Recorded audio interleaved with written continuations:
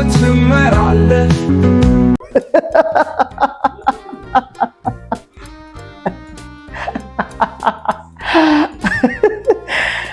ሰላም ጤና ይስጥልኝ ውድ ቤተሰቦች፣ እንዴት ናችሁ? ደህና ናችሁ? ሁሉ ሰላም? እኔ በጣም ደህና ነኝ። እናንተ እንዴት ናችሁ? እንግዲህ ዛሬ የመጀመሪያ ክፍል አንድ ቪዲዮአችን ነው። እንኳን ደህና ቆያችሁን፣ በሰላም እንኳን ጠበቃችሁ። እኔ በጣም ደህና ነኝ። ዛሬ እንግዲህ በመጀመሪያ ቀን የመጀመሪያ ቆንጆ ቪዲዮ እናቀርባለን ብለን ተስፋ እናደርጋለን። አብራችሁ ልዩ ጉዞ ልጋ ከህይወት ትመራለህ። ስለ ትምህርት ቤት ህይወቴ ነው ማነሳው። በትምህርት ቤት ታሪክ በ7 ዓመቴ ነው በእርግጥ የገባሁት፣ ግን ከዛ በፊት የተፈጠረ ነገር አለ። ይሄን ከማንሳቴ በፊት የተፈጠረው ነገር እኔ በ5 ዓመት አካባቢ ሲሆን የሰውን ስም በእንግሊዝኛ መጻፍ ማንበብ እችል ነበር። ይሄ እውነት ለመናገር የቀለድኳል። በጣም እችል ነበር እና ችሎታ አይደለም፣ በነገራችን ላይ ችሎታ ሳይሆን ስጦታ በቃ ተሰጠኝ፣ አለቀ። ስለዚህ ስጦታዬን ተጠቅሜ 6 ዓመቴ ላይ ትምህርት ቤት ገብቼ ነበረ።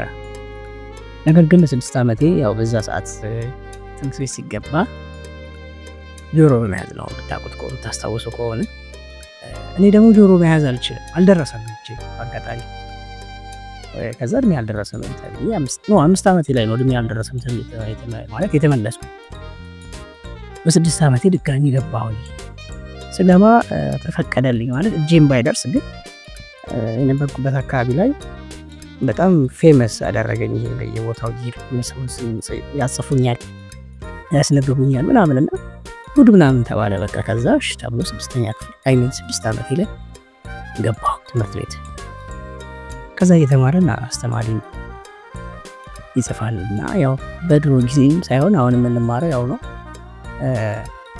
አ ሀቡ ሂ ሀ ሄ ህ ሆ ለሉ ሊላሌ ለሎ እየተባለ በመሀል የነበረው ስህተት የጠቤቶች እየተጻፉ ነበርና ጠጦ ቂጣ ጥጦ።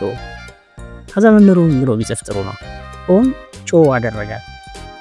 ከዚያ እንደተለመደው በጣም ቤስት ጭንቅላት ስለነበረኝ ፋስት ነበርኩኝ። የቲቸር ኮሬክሽን እሺ ምንድነው ተናገርና፣ አይ ጦን ሳይሆን ጮን ነው የጻፍኩት። ጮን ነው ማስኪ ነው ማስኪ ጆሮን ያዝ እስኪ እስት የለም እንዴ ሲጀመር መጀመሪያው ነው ራሱ መች እድሜ ደረሰን አልኮዝ ዝም ብለን ስላስገባን ነው አወቁ ትላለህ ማፈሪያ። ከዛ የወረደብኝ ኩርኩም ለእናንተ አልነግራችሁ። በነገራችን ላይ በጣም ከባድ ኬዝ ነበረ በጊዜው። አባቴም ራሱ በጣም ተናደደና ይህ ሰው መከሰስ አለበት እስከ ማለት ደረጃ ደርሶ ነበርና በጊዜው በጣም ጥሩ ገጠመኝ የነበረኝ ሰው ነኝ። አሁን ላይ ኖርማሊ ቁርጭምጭሚቴንም መንካት እችላለሁ። ልዩ ጉዞ ልጋ ከህይወት ትመራለህ። ወይል እንግዲህ 97 ዓመተ ምህረት አንደኛ ክፍል ገባው ማለት ነው በ7 ዓመቴ። ስለዚህ በ7 ዓመቴ አንደኛ ክፍል ገብቼ በነገራችን ላይ የወጣሁት 2ኛ ደረጃ ነው የወጣሁት። ይሄ አንደኛ ክፍል መጀመሪያ ክፍል የአንደኛ ክፍል 96 ነው 96 ዓመተ ምህረት ነው። ስለዚህ በ7 ዓመቴ ማለት ነው 2ኛ ነው የወጣሁት። አንደኛ 2ኛ ክፍል 3ኛ ወጣም 3ኛ ግን ለምን 3ኛ እንደወጣሁ ልንገራችሁ። በነገራችን ላይ የ2ኛ ክፍል ታሪኬ ደስ ትላለች፣ በጣም ትወዳላችሁ። በቃ ሰው እንዴት 2ኛ ክፍል ላይ ፍቅር ይዞኛል። ፍቅር ቆንጆ ፍቅር ምን እንደሱ ያልታወቀ ገና ልክ የሚል ፍቅር። በነገራችን ላይ በ8 ዓመቴ ማለት ነው 2ኛ ክፍል ያለው የፍቅር ታሪክ የነበረኝ ብቸኛው ሰው ነኝ። 100% እንደኔ ፍቅር ታሪክ ያለው ሰው ነኝ። ልጅቷ በነገራችን ላይ የጊዜው ቆንጆ እኔንም ያለች ምርጥ የልጅ እግዚአብሔር እንዲና ትጠራለህ። ዛሬ ሞልቷል እንዲህ ነው ሙያው ሞልቷል አናወራም። እና ምንድነው ፍቅር የያዘ ብትሉኝ ይሄ አብሮ መቀመጥ፣ አንዱ ወንበር አንዱ ማጥናት፣ አብሮ መጽሐፍ ማንበብ፣ መረዳዳት፣ አብሮ መጫወት፣ አለፍ ሲል ያው አብሮ ተቃቅፎ መቀመጥ፣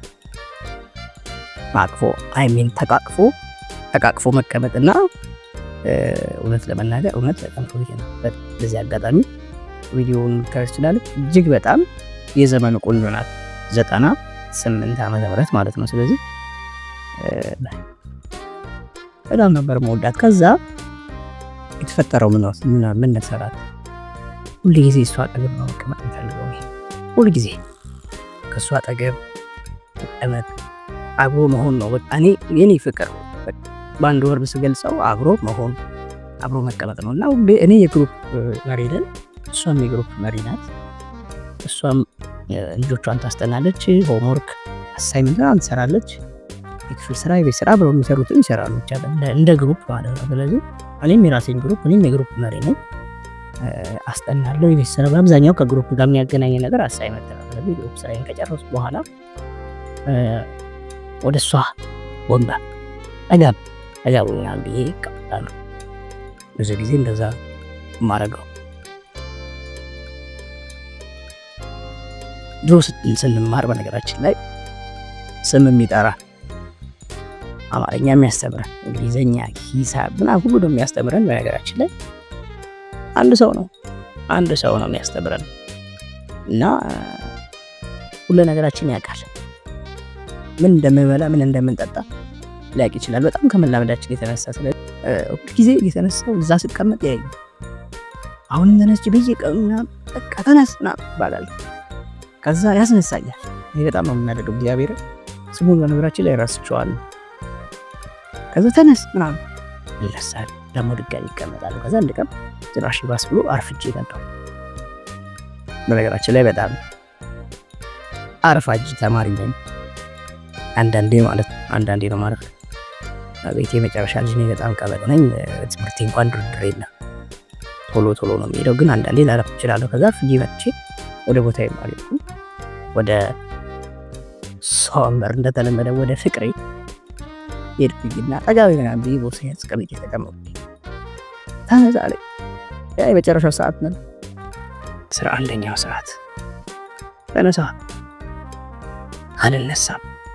እውነቴን ነው የምነግራችሁ፣ እግዚአብሔር ተነሳ፣ አልነሳም። ልዩ ጉዞ ልጋም ከህይወት ትመራለህ። አንቀለተለኛ ልክ ነው ያየመካ እንዲያርጉ አወጣኝ ከወንበር ላይ። ከዛስ በመተም የለም አላሳያችሁነት ለምን ያለቀስኩት የምን መሰላችሁ ያስለቀሰኝ ምን ላድርገው በለው ነገር አለቀስኩኝ። መሬት ላይ ተንፈራፈርኩ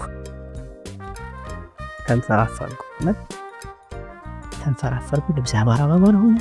አንተና ልጅ ምናምን ማለት ስለማልች ቃሉ ውስጥ ነው ያለው። ተመልሼ ወደ ቦታ ሄድኩ። መጨረሻ ላይ ወጣና ስንወጣ በድጋሚ ነው የመጣሁት። በቃ ምንም ርህራሄ የለም። በፍቅሬ መጣሁ በፍቅሬ በምወዳችሁ ባይኔ መጣ። ስለዚህ በድንጋይ መጣሁትና ድሮ እውነት ለመናገር እንኳን በድንጋይ ታስቡ ትቀራላችሁ እንጂ ቃና አብራችሁ አይታችሁ አስተማሪ።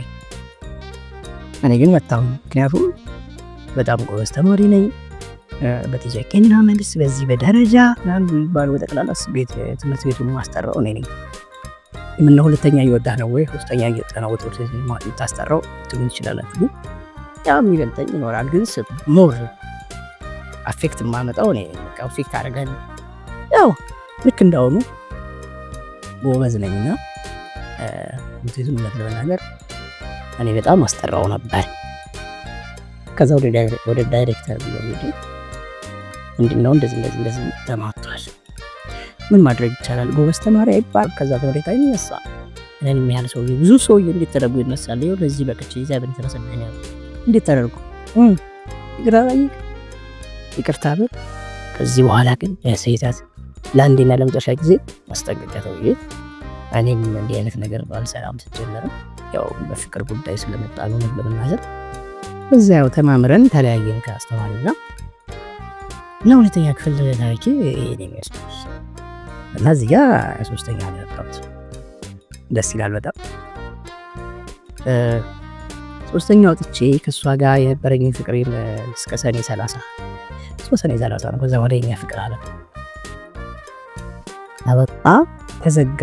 መስከረም 5 ካልሆነ የሚከፈተው ሰኔ 30 ተዘጋ። መስከረም 5 ሊከፈት ሲል ታመምኩ በጣም ታመምኩና ምንድነው ደም የሰዓት ቲቪ ነበር እና የድሮ ቲቪ እንግዲህ ያው ኢማጂኔሽን መስራት ይቻላል። አሁን ላይ ስታስቡት በጣም ገባል በረ አዌርነስ ሰው ላይ የተፈጠረው ግንዛቤ ከባድ ነበር በጣም። ቆንጆ 60 መርፌ ነው የተወጋሁት። ለዚህ 30 በዚህኛው 30 60 በየቀኑ አንዳንድ እና ከፍቅሬ ጋር ተቆራረጠ። 1 አመት አቋረጥኩ ለዛ ምክንያት እንደም ታንንኩ አይደለም ላልኳችሁ በጣም ከባድ ነበር። ድሮ ቤት ይገሽላል ታመምኩኝ ነካኩኝ። ከሷ ጋር ተለያየን። እሷን ስቴፕ ከፍ አለች፣ እኔ አንድ ስቴፕ ዝቅ እየጠበቅኳት ልዩ ጉዞ ልጋም ከህይወት ትመራለህ እና ከዛ በኋላ ፍቅሬ እንዴት ያገረሽ ፍቅሬ ሳይሆን ካገረሽ ቲቪው ነው የሚያገረሸው ነው ማሰብ ራሱ አልፈጭ እና ማገረሽ አልቻለም አልቀጠለም እና በዛው ወረዲ ከለያየን በፍቅር ታሪካችን ይነዛው ይሄ መጥፎ የሆነ በሽታ መጣና ቋራርጠን ለምን 1 አመት ያው ላክ ስላደረኩኝ እንዴት ይላውራት እኔ እንደዚህ እሷ እንደዚህ ሶስተኛ እኔ ሁለተኛ ከዛ ልክ እሷ ስንተኛ ክፍል ሆነች መሰላችሁ? 3ኛ ክፍል ሁለተኛ ክፍል አጠናቀን እሷ 3ኛ ሆነች። እኔ በታመምኩበት አመት እኔ ስንተኛ ሆንኩ? እዛው ሁለተኛ ነው ነው። ከዛ እሷ 4ኛ ክፍል ስትሆን እኔ 3ኛ ክፍል ነው ተገናኘን ማለት ነው። ያው ሲገና አላገረሽብኝም አይችልም አታስቡት። ነገር ግን ሌላ ታሪክ ነው ይዞ የመጣው የ3ኛ ክፍል ጊዜ እና 3ኛ ክፍል የወጣ በነገራችን አንደኛ ልታደርጉ ይገባል። ምክንያቱም 1 አመት ሌላ ጋር አድርጌ ነበረ። ከዛ ስመለስ በቀጥታ አንደኛ መጀመሪያ ፈርስት ሴሚስተር ሰከንድ ሴሚስተር አቨሬጅ አንደኛ ነው። በቃ የወደድኩት አመት ነው ነገራችን ላይ በትምህርት በጣም ተሻሽዬ ነው የወጣሁት። ምን እንዳበሉኝ አላቅም 1 አመት ቤተሰቦቼ እና በዛ አጋጣሚ ላሳያችሁ የምስክር ወረቀት ስላለኝ ነው እና የምስክር ወረቀቱም ታሪክ ስላለው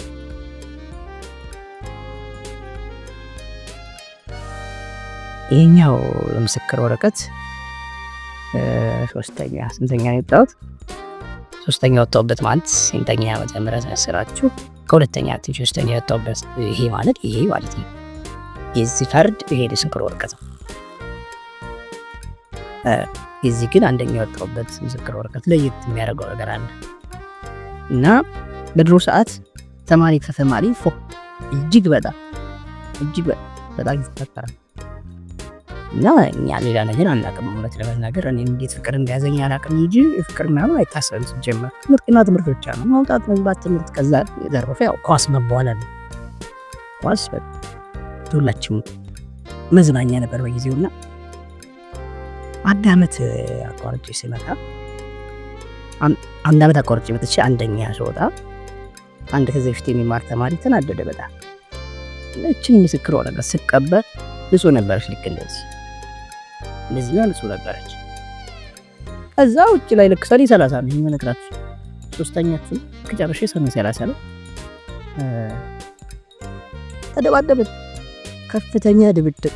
ይሄ ቆሽሾ ለዛ ነው ወድቆ ነው ያታይ ቆሽሾ ወድቆ እና ለምን ተደባደብን? እንዴት አንተ አንድ አመት ቆይተህ እንዴት አንደኛ ያበባል? እኛ መደዳውን ተመራኒ እንዴት አንተ እኮ ታምነኝ መጣ የከረምከው ዘንድ ደግሞ ጭራሽ አንደኛ አትችልም ተብዬ በእውነት ነው ነገራችሁ። ተደባደብን፣ ከፍተኛ ድብድብና እንደምንም ብዬ እቺን ታሪክን ግን እንሳልፍ ያሰጠው ጌትለም እንዳረኩ አርጌ ለብዬ የመጣሁትና ከፍተኛ ታሪክ ያላት የምስክር ወረቀት ናት። ግን በዚህ አጋጣሚ ማነሳው አንድ ትልቅ ጉዳይ አለ።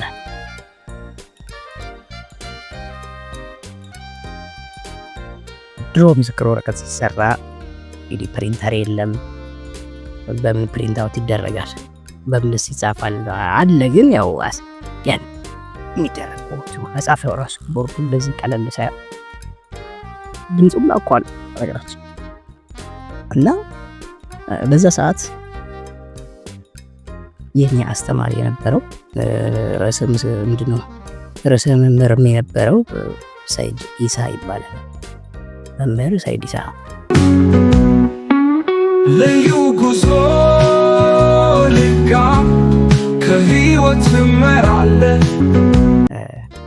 የስነ ዜጋና ስነ ምግባር አስተማሪያችን ነበረ እና የሱ የእጅ ጽሁፍ ነው የምታዩት። ዲዛይን ይሄ ትንሽ እስክሪብቶ ነው።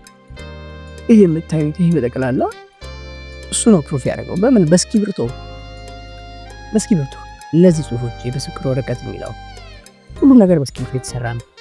ይሄም ጽሁፍ እንደዛው ይሄ ራሱ ጽሁፍ ይሄ ምስክር ወረቀት የሚለው ጽሁፍ በጠቅላላ በሱ የእጅ ስራ ነው። የእጅ ውጤት የተሰሩ ናቸው። እስቲ እስካሁንም በጣም ጎበዝ አስተማሪያችን እንወደው አስተማሪያችን በጣም ሁላችን እንወደው ነው። አሁን ድረስ እያስተማረ ይገኛል። በትንሹ ከ30 ዓመት በላይ ያስተምራል እና እያስተማረ ይገኛል። እውነትን እናገኝ እንወደዋለን። ሁላችንም እንደምንወደው ተስፋ እናደርጋለን። በጣም ደስ የሚል ሰው ነው። ስነ ዜጋና ስነ ምግባር ነው። ያው ካጠፋ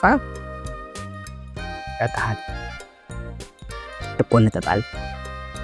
ስነ ዜጋ ነው፣ ስነ ምግባር ድሮ አሁን ህብረተሰብ አስተማሪያችን ነው እናታል የኤሌክትሪክ ፕላስቲክ ይዞ የሚመጣው ነገር እውነት ስራዬ ቢሉ እኮ የኤሌክትሪክ የስልክ ኤሌክትሪክ ውስጡ ኤሌክትሪኮች አሉ። እንደገና ውጩ በጥቁር በጠንካራ ጥቁር ጎን ያመቀደው ያወጡና ኤሌክትሪኩን ያወጡ።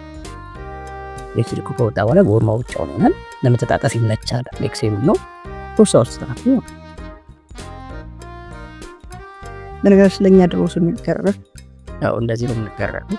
ያው ልጅ በምን አውቀው ኧረ ማን ነክቶት ተገላመጥከኝ ብሎ እናገራለን። ቤተሰቡ ገላመጠኝ ተብሎ ለዛ እኛ ግን እንዘቃለን። አንድ ግትን ጋልብ ካሳለፈን ሁለት ይሆንብናል። መመታት የነበረብን ካሸወድክ ሁለት ነው የሚሆነው። ሁለት ሲሸውድ ጨምራል 3። የኛ እኮ አራበራ የኛ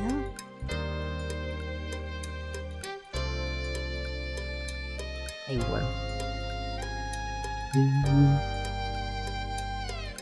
ሎገዳ አስተርፊት ሙስ ለነገርስ ሐጥወ ራስ አይለቅም። አንዱ ቾኮች ሳይሆን እጁም አብሮ ስለሚያርፍ በውሃ ይለቅምና እንዴት እንደምትመታ እኮ አስተማሪ እኮ እንዴት እንደሚፈራ በጣም እኮ የሚፈራው በጣም የዘመኑ እዛ ዘመን አስፈሪ ሰው አስተማሪ ብቻ። ፖሊስ እንደነሱ አይፈራ። እውነት በታሪክ በዛ ዘመን ፖሊስ አይፈራ ከአስተማሪው ለተማሪ ነው የምነግራችሁ። ለተማሪ አሁን እኛ ተማሪ ከነበርም በእኛ የሚፈራው አስተማሪ ፖሊስ አንፈራም። ከአስተማሪ አንጻር ለማለት ፈልጌ ነው። እየተጫወትክ እኮ ቢያገኝ እኮ ከገላመጠህ በቃ ሞትክ። በቃ ስትጫወት ኮርኪ ስትጫወት ከተገኘ እኮ አደጋ በቃ ሲጀመር እሱ ሲያልፍ ወይ እሷ ስታልፍ በፍጹም መታየት የለብህም። ስለዚህ የድሮ አስተማሪ እጅግ አስፈሪ ነው። በጣም ያስፈራ ነው። እንዲህ እያልን እንግዲህ ስንተኛ ክፍል እንደደረሰን ረሳሁት። ወሬያችን ትንሽ ያዛረገን ይመስለኛል። ሶስተኛ ክፍል ታሪኬ ከድብድቡ ጋር ተያይዞ ደስ የምትል አነት ነበረች፣ ደስ ትላለች። ግን ከዛ በኋላ ውጤቴ በጣም ቀነሰ።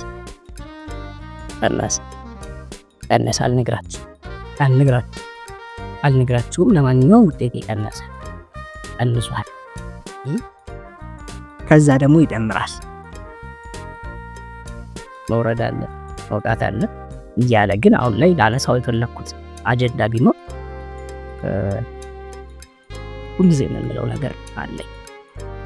እኛ ታሪክ ብቻ ነው ያለን፣ የታሪክ ባለቤት ኢትዮጵያ 3000 ዓመት ዘመን ታሪክ ያላት እና ሌላ ምን ይሰማህ ታዲያ? ታሪክ ነው የሰማው፣ አለቀ።